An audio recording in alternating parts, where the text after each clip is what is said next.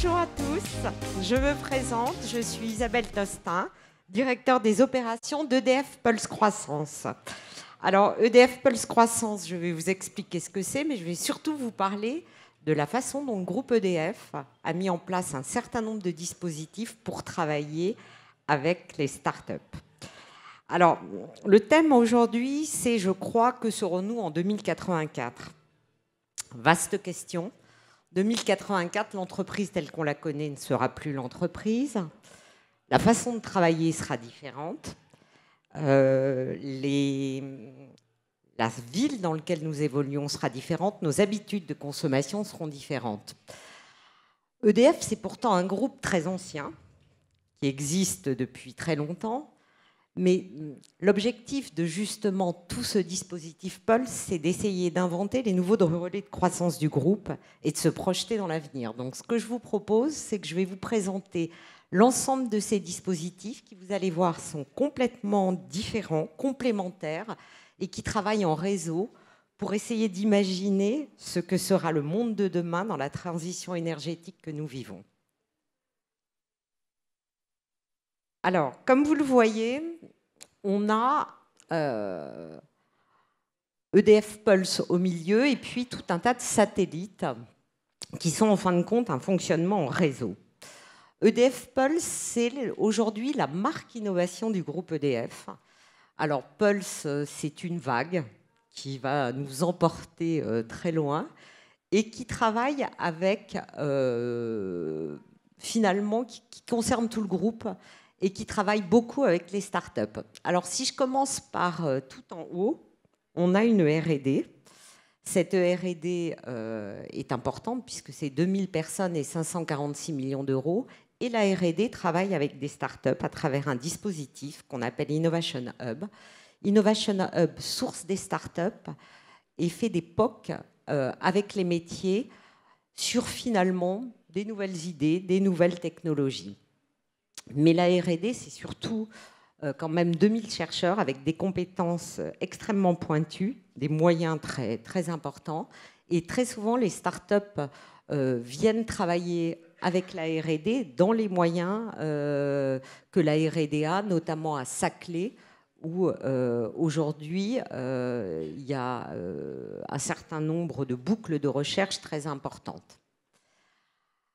Le dispositif Innovation Hub, c'est également à la R&D un labo des tendances qui nous éclaire sur ce que sera le monde de demain.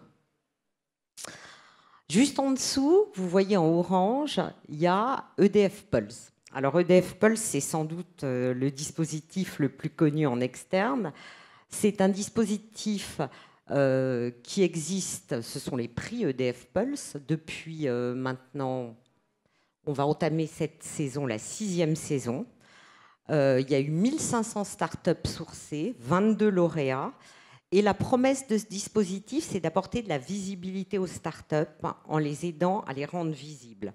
Bien évidemment, si ces startups peuvent travailler avec les métiers, c'est tant mieux, mais c'est un dispositif extrêmement ouvert sur l'externe qui permet, sur un certain nombre de thématiques, de récompenser des startups et de leur permettre de prendre leur envol. Vous avez peut-être vu, il y a eu des campagnes de presse, il y a eu un certain nombre de choses où ces startups, finalement, ont eu accès de façon beaucoup plus visible pas uniquement à l'entreprise, mais également à tout l'écosystème externe. Nous avons un autre dispositif qui s'appelle EDF Pulse, la chocolaterie, là, qui est un dispositif monté au départ par les ressources humaines, qui visait à faire travailler différents salariés de l'entreprise sur des idées innovantes. Et ces dispositifs, en fin de compte, ils ont monté des promotions.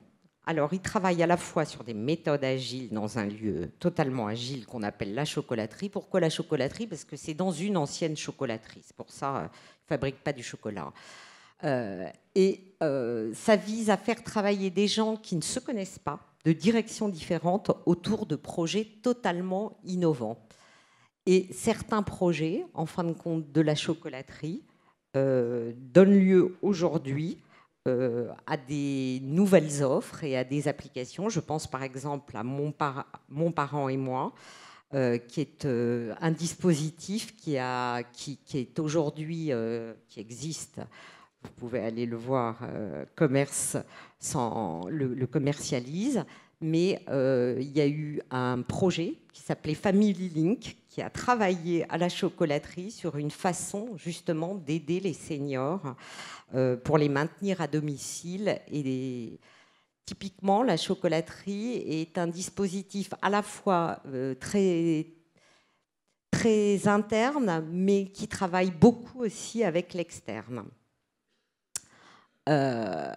Vous avez un autre dispositif tout en dessous qui est EDF Pulse & New. EDF Pulse & New, c'est de l'innovation collaborative. Vous pouvez tous devenir pulseurs sur EDF Pulse & New et vous allez tester des nouvelles idées, des nouveaux produits. Et c'est extrêmement intéressant parce qu'on a des retours très, très, très étayés. Et EDF Pulse & New travaille aussi avec des startups, peut tester une idée d'une startup sur le site Pulse & New et recueille comme ça un certain nombre d'avis clients. Ça permet de tester des nouvelles idées, bien sûr. Ça permet de tester de nouvelles offres commerciales ou l'appétence de nos clients à ces nouvelles offres commerciales. À l'international, puisque le groupe EDF est un groupe qui est implanté à l'international, nous avons aussi un certain nombre de dispositifs qui existent. Alors, au Royaume-Uni, où nous sommes à travers EDF Énergie, nous avons une filiale qui s'appelle le Blue Lab. Et le Blue Lab, c'est en fin de compte pas uniquement un laboratoire d'idées, c'est aussi un incubateur de start-up. Par exemple, nous avons investi avec eux dans une société qui s'appelle OPI, qui travaille sur les services à l'habitant, sur le switch en énergie et en télécom, mais qui propose également un certain nombre d'autres services à travers cette plateforme pour faire que vous soyez finalement le plus confortable possible de chez vous pour piloter votre habitat et tout ce qui peut vous tracasser au quotidien, que ce soit les petits travaux, les démarches administratives, les travaux type ménage, le déménagement. Donc ce qui est intéressant, c'est que typiquement dans cette plateforme, on teste à travers OPI, sur cette plateforme, on teste un certain nombre d'idées, puisque c'est une plateforme de plateforme. OPI a très peu de salariés. Et on est sur un marché pour nous qui est beaucoup plus mature, beaucoup plus concurrentiel, le marché anglais, que le marché français. Et ça nous permet d'apprendre un certain nombre de choses de ce qu'on aimerait faire plus tard en France. Vous avez en Belgique également Next, qui est une expérience originale, qui fait à la fois de l'intrapreneuriat et de l'extrapreneuriat dans un lieu qui est un incubateur où vous mélangez à la fois des salariés du groupe qui ont des idées de futurs relais de croissance et des start-upers. La Belgique est un pays de services qui est extrêmement, je dirais, riche en idées. Et on arrive à monter tout un tas de petits projets avec eux. Certains ne vont pas jusqu'au bout, s'arrêtent parce qu'ils ne trouvent pas leur time to market. D'autres prennent leur envol et sont filialisés. En région, vous savez que nous sommes implantés en région via nos délégations régionales. Il y a également un certain nombre d'initiatives. On peut prendre l'exemple de l'Occitanie qui a monté ses prix Pulse. Là, c'est une démarche assez originale puisqu'il a regardé sur le territoire de l'Occitanie l'ensemble des unités du groupe EDF. Il leur a demandé quels étaient leurs besoins et il a lancé finalement un appel à projets pour regarder quelles sont les startups de la région capables de répondre aux besoins des unités.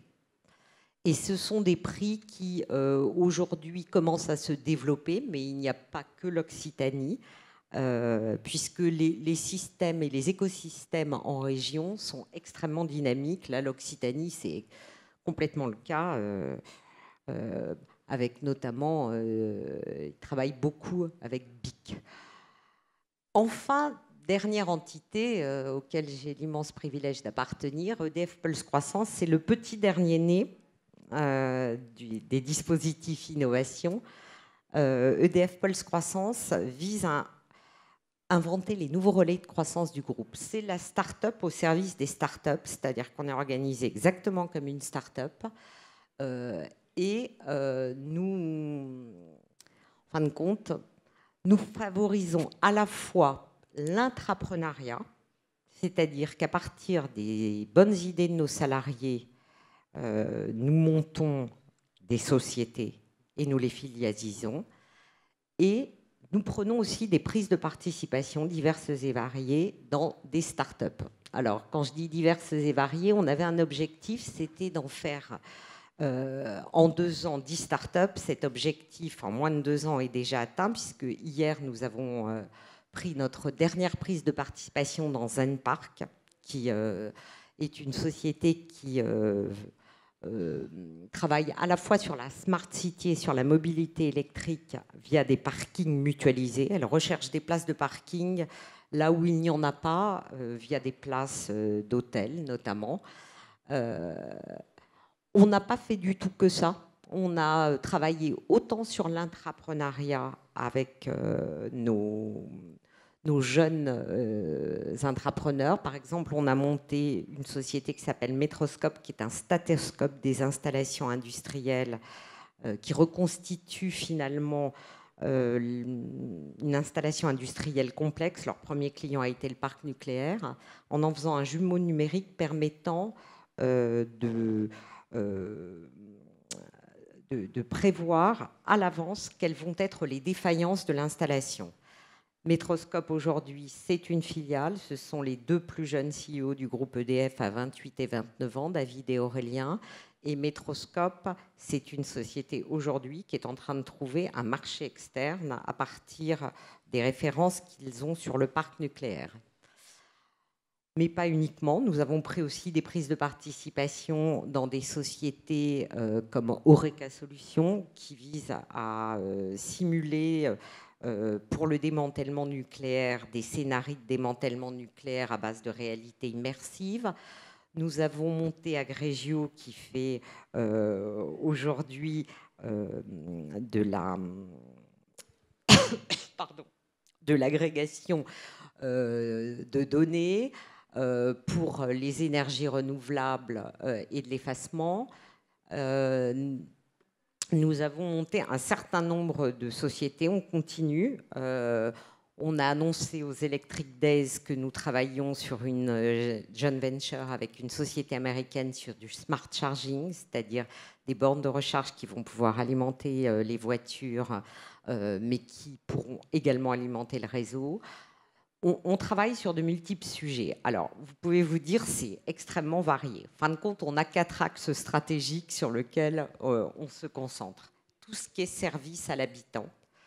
Et Dieu sait que les services à l'habitant sont importants, sachant qu'on travaille plutôt sur les nouveaux services. On va travailler sur la Smart City, la ville de demain, sur la performance des installations industrielles et sur les énergies décentralisées. Ces 4 thèmes ont un fil rouge. C'est que ce qu'on souhaite faire, c'est préparer la transition énergétique. Le groupe, en fin de compte, vit sa 3e transition énergétique, puisque quand vous regardez EDF ayant 50 ans, en 1946, nous avons reconstruit des moyens centralisés qui aidaient à la reconstruction du pays. En 1970, nous avons vécu la révolution pétrolière en construisant un parc nucléaire extrêmement important qui permettait à la France d'avoir une indépendance énergétique. Aujourd'hui, nous sommes dans la 3e transition énergétique qui sera très différente. Et très différente parce que très décentralisée, contrairement aux autres révolutions énergétiques que nous avons vécues.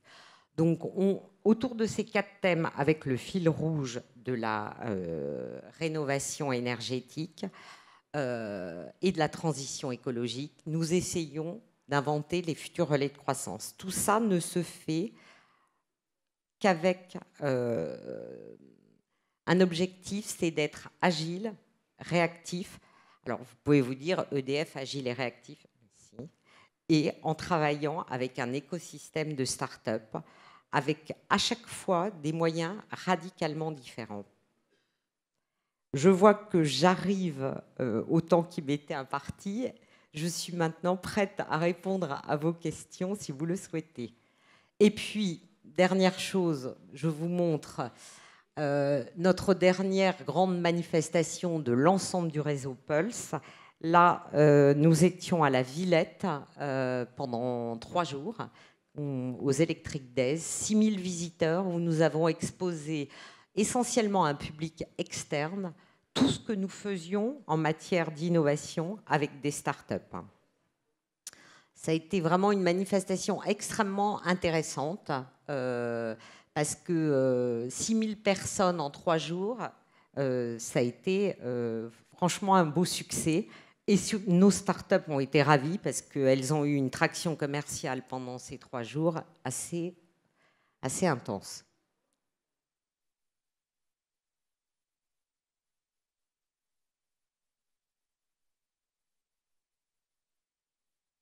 Bonjour.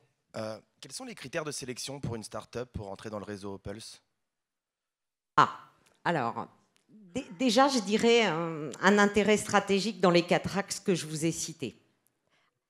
Il faut quand même que ce soit sur les services à l'habitant, sur la Smart City, sur les systèmes énergétiques décentralisés,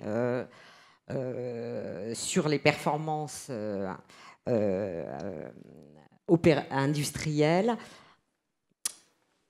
et avec un lien sur la transition énergétique. Si vous êtes par exemple dans la food tech, Dieu sait que ça m'intéresse à titre personnel, mais ça ne va pas m'aider beaucoup à vous relier à la transition énergétique. Sauf si vous arrivez à me démontrer que j'ai rien compris et que finalement, c'est pas ça. Deuxième chose, bien évidemment, on regarde s'il y a un marché adressable, quel est le marché adressable, on regarde la qualité de l'équipe, on regarde la rentabilité de votre business model, on regarde les synergies qu'on va pouvoir faire jouer à l'intérieur du groupe, et le groupe n'étant pas le groupe en France, hein, dans les pays dans lesquels nous sommes implantés. On va regarder un certain nombre de choses, et puis on va regarder l'histoire qu'on est capable de raconter ensemble. Alors, si vous avez une idée, surtout, je vous incite à venir nous voir parce qu'on est extrêmement ouvert, on est extrêmement réactif. Notre métier, c'est fondamentalement de voir des startups et on est toujours à l'écoute.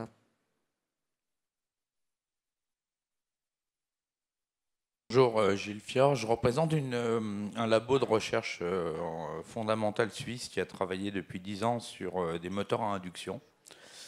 Et aujourd'hui, on atteint presque le mouvement perpétuel, donc on rentre dans le cadre de nouvelles énergies innovantes. Je voudrais savoir, par rapport au financement de start-up ou à l'international, entre autres, dans tous les pays, parce que notre projet va s'internationaliser au bout d'un certain temps. On remplace des accès en Afrique ou d'autres à des coûts vachement très bas pour produire de l'énergie de façon durable sans problème, sans tous les problèmes écologiques qu'on connaît aujourd'hui. Alors, donc, vous voulez savoir si on est capable de financer ça? Financer, oui et non. Alors, un labo de recherche, non, c'est pas notre objectif. D'accord. Nous ne finançons pas un labo de recherche, nous sommes une entité extrêmement business. On finance des startups, on monte des startups ou on crée des partenariats. Donc, on va rentrer dans pas longtemps en phase business, justement. Deuxième chose, on a également, c'était pas sur le slide, mais des partenariats dans 11 fonds d'investissement avec lequel nous travaillons en étroite liaison. Celui qui est le plus proche de nous, c'est Electranova Capital, qui est chez, sur le site. qui est chez ID Invest. Très concrètement, notre objectif, c'est d'être plutôt pas trop sur la phase d'amorçage, hein, y compris dans le financement des startups. On est dans une phase plus business. Et encore une fois, des labos de recherche, c'est plutôt la R&D qui va conclure des partenariats que nous dans la galaxie. D'accord. Hein alors, ça veut dire qu'il y a un potentiel de travailler en collaboration avec la R&D. Absolument. Donc EDF ne fera pas que du nucléaire. Mais pas du tout. Alors, on est très fiers de notre nucléaire. L'objet n'est pas là. Mais nous ne ferons pas que du nucléaire. Vous savez d'abord que la politique énergétique, nous ne la décidons pas. Elle est décidée par notre actionnaire, qui est l'État. La PPE, la programmation pluriannuelle de l'énergie, de toutes les manières, nous a donné une feuille de route et des orientations là-dessus, donc, qui sont extrêmement claires sur la répartition des moyens de production. Alors, quels moyens vous donnez-vous pour transformer vos POC et déployer vos pilotes au niveau du groupe de manière efficace? Il y a une chose dont je n'ai pas parlé, je m'aperçois, c'est que dans nos moyens d'action, nous faisons également des appels à projets. Nous avons fait 3 appels à projets. Encore une fois, vous allez voir, dont l'ADN est extrêmement business, puisque ces appels à projets portaient, sur le démantèlement nucléaire pour compte de tiers à l'étranger, le premier appel à projet, le deuxième qui n'a rien à voir sur la silver economy, et le troisième sur les nouveaux services à l'habitant. Très clairement, ces appels à projets ne permettaient pas du tout de gagner un prix. C'est ce qui arrive très souvent dans les appels à projets, mais de gagner des POC. Et ces POC, on les a fait avec le métier. Les 2 derniers appels à projets, nous sommes en plein déploiement, puisque nous travaillons avec la direction commerce, qui est extrêmement intéressée pour regarder comment elle peut enrichir demain ces nouvelles offres.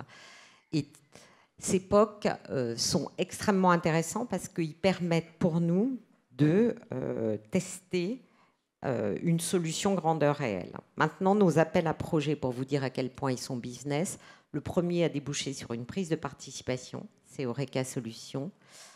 Le dernier service à l'habitant a débouché sur une autre prise de participation qui est Zen Park, qu'on a concrétisé hier, et celui sur la Silver Economy est en train de déboucher sur une prise de participation dont je ne peux pas vous parler à l'heure actuelle. Donc vous voyez bien que nos POC ne sont pas des POC uniquement pour le plaisir de travailler avec les startups, même si on en a beaucoup, mais sont des POC extrêmement business pouvant déboucher sur des prises de participation. Et les prises de participation, pour nous, ce n'est pas uniquement du financement, c'est surtout comment on va aider des startups à se développer, à avoir accès à des marchés, à avoir accès à de la R&D et à pouvoir travailler en synergie. Comment s'articule votre dispositif de soutien à l'entrepreneuriat avec votre... très bien, ça s'articule merveilleusement. D'autant plus qu'un certain nombre d'intrapreneurs... Alors, les intrapreneurs, c'est un peu plus long pour nous. C'est des projets et on ne filialise que quand ils arrivent à maturité. Typiquement, ça peut être des projets au développement de plusieurs mois.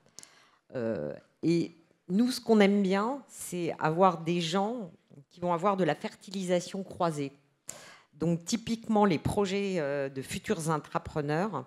Ils sont également avec des startups externes dans lesquelles on a pris des prises de participation et il y a une fertilisation croisée au quotidien qui se fait. Ça, c'est extrêmement intéressant. Maintenant, les qualités d'un intrapreneur sont ceux qu'on attend aussi de startups externes. Donc, c'est ça qui est intéressant, c'est qu'on va travailler beaucoup sur à la fois un appui opérationnel au quotidien, mais aussi sur tout ce qui va être... ces qualités humaines qui vont faire qu'une start-up va pouvoir décoller. En 2018, vous avez lancé dans le domaine quel rapport avec EDF? Oh là. Alors, il y en a un. D'abord, je vous rappelle que nous ne sommes pas les seuls à nous intéresser à la silver economy. Aujourd'hui, la société française vieillit et fondamentalement, c'est un sujet sur lequel beaucoup d'acteurs se positionnent. Est-ce que la Poste ou Orange sont plus légitimes qu'EDF à travailler sur la silver economy? Je ne sais pas, mais ils se positionnent dessus.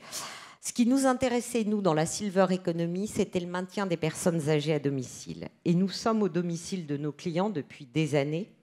Et ce qui nous intéressait, c'était de trouver des solutions permettant de maintenir ces personnes âgées à domicile et de pouvoir finalement être assez innovant. Donc on a travaillé dans les prix, à la fois sur effectivement dans les prix qui ont été remis, l'actimétrie, c'est-à-dire les détecteurs de présence qui permettent, quand vous êtes un aidant et que vous avez votre maman ou votre papa qui habite, en moyenne, vous savez, par rapport à une personne âgée, la famille habite à 215 km, c'est ce que les études nous prouvent. Donc quand vous êtes à plusieurs centaines de kilomètres, comment vous faites pour savoir que votre maman ou votre papa n'est pas tombé? On s'est intéressé également à l'ergothérapie, puisqu'on a récompensé une société qui s'appelle Merci Julie, qui fait des diagnostics d'ergothérapie par téléphone et qui permet aussi d'adapter le logement des personnes âgées à domicile. On s'est intéressé également à finalement des sociétés qui nous permettent de parler différemment des personnes âgées. On a eu 2 lauréats qu'on a récompensés, qui sont Jixki et les Talents d'Alphonse, qui sont des sociétés qui finalement, les Talents d'Alphonse utilisent les personnes qui sont des personnes âgées pour finalement transmettre un savoir ou faire de la garde éveillée d'enfants. Jitski, ce sont des étudiants qui vont finalement former des personnes âgées aux nouveaux moyens de communication, aux réseaux sociaux, pour leur permettre de communiquer avec leurs enfants ou leurs petits-enfants. Donc vous voyez, dans la Silver Economy, on ne s'est pas du tout intéressé uniquement, je dirais, à des sujets nous permettant d'inventer des nouveaux relais de croissance. On s'est aussi intéressé à une autre façon de parler des personnes âgées. Enfin, pour les personnes âgées, EDF est extrêmement légitime. Nous sommes reconnus comme un tiers de confiance. Et on se dit que, et on réfléchit en se disant que, étant donné qu'elles nous accordent leur confiance, qu'est-ce qu'on pourrait leur proposer sans trahir cette confiance dans les nouveaux services? Voilà, j'ai fini. Ce que je vous propose, c'est je reste à votre disposition. On va sortir juste d'ici parce qu'il y a une autre conférence et je suis prête à répondre à toutes vos questions. Merci beaucoup.